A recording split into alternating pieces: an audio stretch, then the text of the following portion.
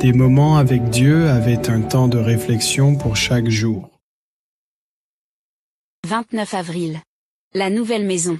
Puis je vis un nouveau ciel et une nouvelle terre, car le premier ciel et la première terre avaient disparu, et la mer n'était plus. Apocalypse 21:1. Combien coûte une maison de ce monde? La plupart d'entre nous devons souffrir pendant de nombreuses années pour en acquérir une. Et que nous voyons les demeures des riches, leur luxe, leur mobilier, leurs intérieurs aménages, leurs voitures, leur immense fortune. Nous pensons que nous ne pourrons jamais avoir tout cela, mais est-ce que quelqu'un possède vraiment des meubles en or? Tout au plus utilisent du bois de cèdre. Avec des détails en acier faux bronze, les Chèques utilisent de l'or pour leurs objets. Mais une maison avec des meubles en or, cela ressemble à un rêve qui ne se réalisera jamais. Cependant, c'est une réalité pour les sauvés qui iront au ciel avec Jésus, car ils y passeront 1000. Et à la fin de cette période, la Bible dit que Jésus reviendra sur terre. Et c'est là que sera la demeure éternelle des hommes. La terre ne connaîtrait plus le cœur, les dangers naturels ni les reliefs accidentés. Elle serait renouvelée. Et c'est là que se trouveront les demeures de tous les sauvés. Des meubles en or qu'ils pourront poser leur couronne, des jardins divinés. Et des voyages vers toutes les galaxies de l'univers pour vivre une vie sans fin. Ce sont des choses qu'aucun œil humain n'a vues ni n'a pu entendre. Ni l'esprit le plus vif ne pu imaginer. Ni l'artiste le plus créatif ne pu peindre sur une toile. Ce sont des choses de Dieu pour tous. Les sauvés. Là, le désert et la terre aride se réjouiront, et la terre désolée s'épanouira et fleurira comme la rose.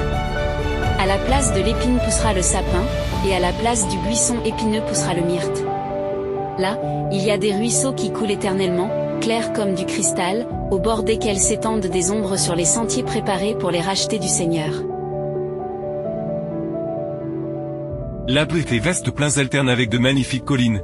Et les montagnes de Dieu dressent leurs sommets majestueux, c'est dans ces plaines paisibles. Au bord de ces cours d'eau vive que le peuple de Dieu qui a si longtemps appellera trouvera son foyer. Il n'y a que d'animaux sauvages là-bas, les Bibles dit que le lion et l'agneau marcheront ensemble. Et que l'enfant jouera avec eux. Là-bas, nous dirons qu'au vérité.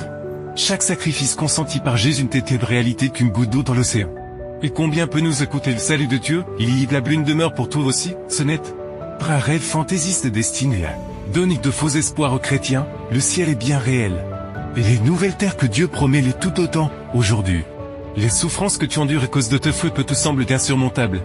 Ou les sacrifices que tu as consentent immenses. Mais ton recul peut persévérer dans le service du Seigneur. Les récompenses t'attendent, peut-être que tu te demandes encore si tu dois suivre Jésus ou non. Souviens-toi que tu as bien plus à gagner que tout ce que ce monde peut t'offrir. Que ta foi grandifie et que tu reçoives toujours la force du Seigneur, serre-le. Et quand Dieu te récompensera, il te donnera aussi un foyer. Amen.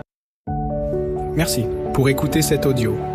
Nous vous invitons à partager avec votre. Contactez et visitez le site web. biblewell.com